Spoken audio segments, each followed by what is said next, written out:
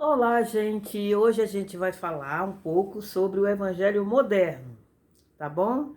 É com muita humildade que eu vou falar sobre isso, tá bom?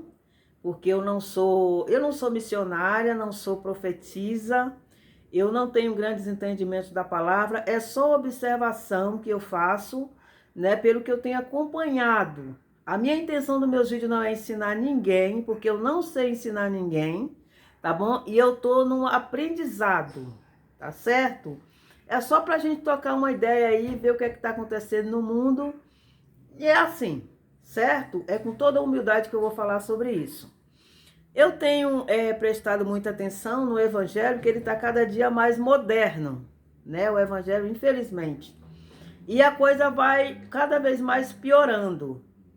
Aí, em 2017, eu comecei a ler a Bíblia, do início, de Gênesis. Comecei a levar a sério, porque eu nunca tinha levado a Bíblia a sério, né? E hoje é que dia, meu Deus? Acho que é 20 de agosto de 2023. E hoje eu entrei em Filipenses. Eu ainda não terminei de ler a Bíblia. E não estou com pressa para terminar também. Porque Bíblia, gente, não se lê como se lê um romance. Um livro qualquer, não. Romance de Romeu e Julieta. Não é assim que se lê a Bíblia. Se você ficar lendo a Bíblia e não entende, não adianta nada. Vê que eu estou esse tempo todo lendo a Bíblia e ainda não entendi quase nada. É muito complicado.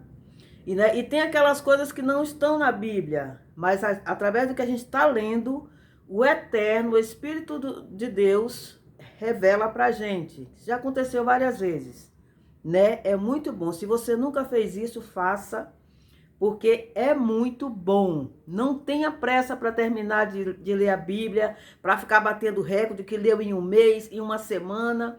Deguste a Bíblia, sabe? Saboreie o que você está lendo. Se for preciso, volte várias vezes para começar tudo de novo, lá do livro que você não entendeu, porque faz muita diferença na nossa vida espiritual. E hoje eu estava falando com a minha mãe, né? Que quando eu comecei a ler a Bíblia, aí eu comecei a meditar nos profetas, tá? Como eles agiam, como o Eterno mandava eles entregar a mensagem, como eles se comportavam. Fui observando tudo direito, né? Os apóstolos também, a vida deles como era, as perseguições e principalmente o Filho de Deus, né? Como ele se comportava. Uma coisa que eu achei muito interessante, é muito comum você falar algo e o povo, né, com esse discurso, as pessoas têm um discurso decorado, fala que você tem que provar. E é interessante que eu não vi nenhum deles, eu nunca vi Jeremias, Isaías, os apóstolos se esforçando para provar as coisas para o povo. Eu via eles falando. Eu via o Eterno dizendo, Jeremias, fala ao povo isso e isso. Eu não vi em nenhum momento o Eterno dizer, Jeremias, prove para o povo isso, né? E hoje em dia você fala uma coisa, o povo diz, tem que provar. Tem que provar na Bíblia, né? Quando Deus, pela sua infinita bondade e misericórdia, me chamou, o que foi que ele falou para mim? Foram três coisas. Fala contra o arrependimento, fala sobre arrependimento contra os ídolos. E uma terceira coisa que ele me falou que eu anotei, eu tenho um caderno que eu chamo de O Diário do Papai. As coisas importantes que eu acho, eu anoto nele lá. Não perca o foco. Foi só isso que ele falou. Ele não mandou sair por aí provando nada para ninguém, tá bom? Então, com todo respeito a você, mas é assim que eu percebo as coisas, tá? Quando eu ouço uma coisa que eu acho que aquilo é importante e tal, eu vou pro meu quarto, fecho a minha porta e vou buscar em Deus a resposta para saber se aquilo é verdade ou não. Se eu vejo no vídeo, eu não vou comentar no vídeo que tem que me provar nada. Porque, irmão, você tem que saber andar com as suas próprias pernas, tá? Você ouviu uma coisa, você acha que é um absurdo, ou ficou meio confuso, entra no teu quarto e pergunta. Mas pergunta com vontade, porque Deus conhece o nosso coração, né? Ele conhece a intenção. Fala para ele quanto é importante para você, que ele vai te mostrar a verdade. Não tenha pressa, tá? Não precisa ter pressa, certo? E ele vai te revelar. Então, o evangelho moderno, como eu estava falando, ele tem mudado ao longo do tempo. Porque há muitos anos atrás, né? Nós éramos servos. A gente tinha uma consciência, né, que a gente não merece nada do eterno. A gente tinha essa consciência, né, que somos pecadores. E ele, pela sua infinita misericórdia, está nos dando essa oportunidade de arrependimento, né? Porque muita coisa, eu não sabia disso, faz pouco tempo que eu fiquei sabendo disso, né? O nosso pecado não começou lá com Adão e Eva. A gente já estava em pecado ali, ó, antes disso. Nós somos pecadores. O Eterno, somos os filhos pródigos. O Eterno nos deu essa segunda chance pela sua bondade. A misericórdia do Eterno é tão grande sobre nós, irmãos, tão grande, porque nós não merecemos, tá? Que quando eu vejo dessa forma, quando a gente se prostra diante dele e se humilha, é uma honra, porque a gente não tem, a gente não merece nem se prostrar diante do Eterno. Só o fato da gente entrar de joelhos, na presença dele, já é uma maravilha, uma bênção muito grande. Ele está nos honrando, tá bom? Então a gente entrou aí nesse evangelho onde a gente deixou de ser servo e viramos joia rara, né? A gente foi subindo de patamar e a gente praticamente inverteu a coisa. Porque o Criador, hoje, ele é praticamente um ser submisso a nós, né? A gente só fala de vitória, de bênção, de tudo, como se a gente fosse merecedor, né? A gente veio estar na terra para comer o melhor dessa terra e é só isso que a gente repete. A gente esquece que a gente está no mundo porque somos pecadores. Se a gente fosse merecedores para estar comendo o melhor dessa terra aí o tempo todo, como a gente quer, a gente acha que a gente não estava aqui não, nós estava lá no céu, junto com o Gabriel, Miguel, que estão lá em cima.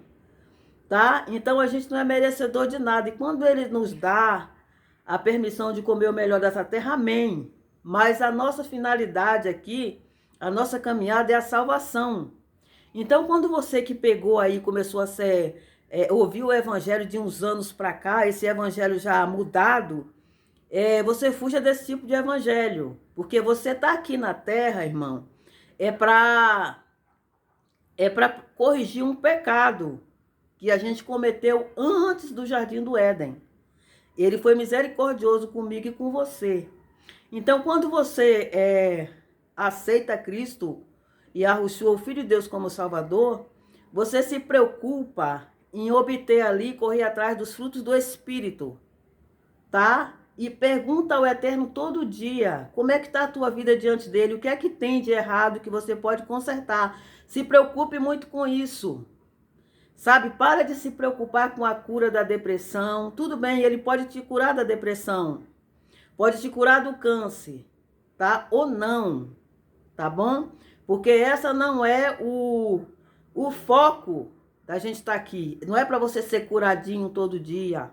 Não é para você comer o melhor dessa terra todo dia, tá? Se preocupe com a tua alma. É isso que é importante, porque o mais importante para o Eterno e para o seu filho, chamado Yahushua, é a tua alma, é a salvação da tua alma. Então se preocupe com isso, tá? Talvez você se aproxime de Deus, né? Que Ele é misericordioso e é muito bom se aproximar. Eu sugiro que você faça isso sempre. Todo dia estabeleça uma rotina. Eu tenho um tempo aqui, ainda que seja curto, com o Eterno. E se preocupe em mostrar para ele o seu pecado. Fale o nome do seu pecado. E aquele que você não percebeu que pecou, peça perdão do mesmo jeito. E se preocupe com a tua vida espiritual. Isso é muito importante. É muito importante. Não importa se você vai morrer de câncer, né? Eu espero que se você tá vendo esse vídeo, você seja curado. Mas esse não é o foco, tá? Não é o foco de Deus. O foco dele é te levar com ele, para morar com ele, tá bom? Então não importa se você vai morrer depressivo, se você vai morrer de câncer, se você vai morrer cheio de saúde, né? Que é melhor ainda morrer cheio de saúde, né? Tá? Que você vai ser rico, que você vai ter sua casa própria, não se preocupe com isso. Isso são coisas secundárias, que não tem importância. A qualquer momento ele vai chamar você, e pode ser ainda hoje, pode ser amanhã, semana que vem. Então não faça disso o maior objetivo da tua vida. Mas o maior objetivo da tua vida tem que ser a sua vida espiritual com o eterno. Para que quando você feche os seus olhos aqui, você abra perto dele. Tá? Que só há dois caminhos, tá? Peça a Deus o que é adorar ídolos. Pergunta ao eterno o que é isso. Pergunta para ele, eu adoro ídolos? Eu fiz essa pergunta. E ele respondeu que sim. Tá? Eu tive que me corrigir.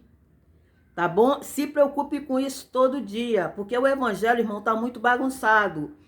Isso tem uma intenção por trás aí dessa raça, desses falsos profetas, que é manter a gente ali, ó, só pensando em bênçãos, em cura, em coisas desse mundo, como se a gente fosse viver a vida toda aqui e não se liga na salvação da alma, tá bom? Que é o mais importante. O evangelho antigo era assim, a gente era servo. Aí a gente deixou de ser servo, e aí começou a virar a joia rara, a menina dos olhos de Deus, não que não seja. E a gente começou a ficar muito importante, a gente começou a ser merecedor de tudo nessa terra, né? E é uma coisa absurda. Uma coisa que eu acho muito interessante, que eu vejo principalmente pastores e pregadores repetindo. Antigamente era diferente. Não sei se... Eu sei que você aí que é das antigas vai concordar comigo. É uma coisa que o povo diz assim, porque Pedro, isso é muito usado. O perigo não estava em Pedro, que era explosivo. O perigo estava em Judas, que era calado. Primeiro que a gente nem sabe se Judas era calado, né? De repente ele fosse mais explosivo que Pedro. Então, mas antigamente, irmão, não era assim não. A gente ia para a igreja, e como é que os pastores falavam? Eles falavam, irmãos, Pedro era assim, não sejamos como Pedro, sejamos como Cristo, né, que é manso e humilde de coração. Precisamos ter o fruto do Espírito. Era assim o evangelho antigo, irmão, porque ele é desse jeito, né? Se a gente tem que ficar procurando versículo na Bíblia, para ficar se justificando das coisas erradas que a gente faz, aonde que a gente vai parar?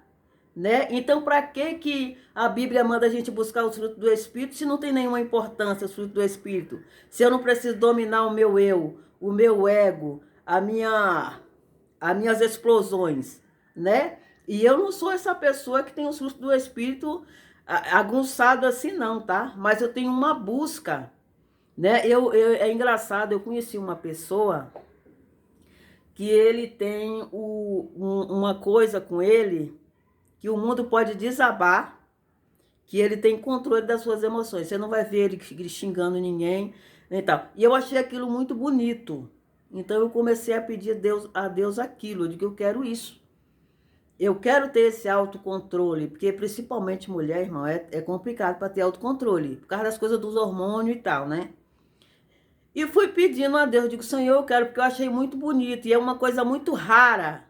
Eu encontrei, olha, eu frequentei a igreja evangélica desde criança. Eu saí da igreja evangélica quando? Acho que em 2019. Eu já estava meio assim sem querer, mas estava indo na marra. E olha que eu encontrei, dá para contar nos dedos, principalmente pastores que tenham autocontrole. São pessoas desequilibradas, né? Não tem domínio próprio, e isso é muito raro de se ver.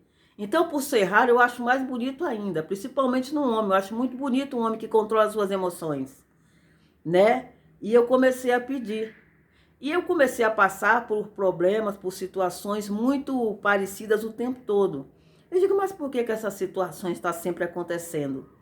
E aí o Espírito de Deus me fez lembrar que eu pedi a Ele que eu tivesse autocontrole. E é engraçado porque eu pensei o seguinte, a gente pede para ter autocontrole, domínio próprio, e aí Deus vai tirando da gente aquela coisa de responder na bucha e tal, mas não é bem assim não, ele ensina na prática. A gente vai passando por situações onde você não tem jeito a não ser controlar o seu eu. E assim ele te ensina na prática, né? Eu digo, meu Deus do céu, agora eu já aprendi. É bom aprender na prática, mas é doloroso. É melhor a gente ir lutando, né? Para se dominar, pedindo graça a Deus e lutando para se dominar sem pedir para Ele ensinar totalmente, porque senão a coisa é muito séria, tá? E era isso que eu queria falar, irmão, era desse evangelho moderno. Então, se você de um tempo para cá começou, você não conhece o evangelho antigo e acha que isso que você está vendo aí é evangelho, não é não, tá? Pede muito ao Eterno para clarear o teu entendimento, abrir a tua mente, leia a Bíblia, pede a Ele para que abra a tua mente para que você entenda, porque o evangelho ele está corrompido. E o evangelho, uma coisa que eu descobri, eu nunca tinha, é coisas que a gente ouvia na igreja, mas não dava nem atenção. É que ele já começou a ser corrompido lá no tempo dos apóstolos. Ele não foi corrompido só agora. Agora imagine, irmão, pensa aí comigo. Naquele tempo, onde Yahushua tinha acabado de falecer, né, fazia pouco tempo, estava ali os apóstolos pregando, e a palavra já começou a ser corrompida lá. Aí eu faço uma pergunta para você. Você acha que 2000 anos depois, a gente aprendeu esse evangelho certinho? Acho que não, né? Se ele já começou a ser corrompido lá, imagina agora. Ainda mais agora que nós estamos no fim dos tempos. A coisa está muito pior. Uma coisa que eu te falo, vigia muito com esse evangelho. Toma cuidado com essas profecias. Toma cuidado com esses, né?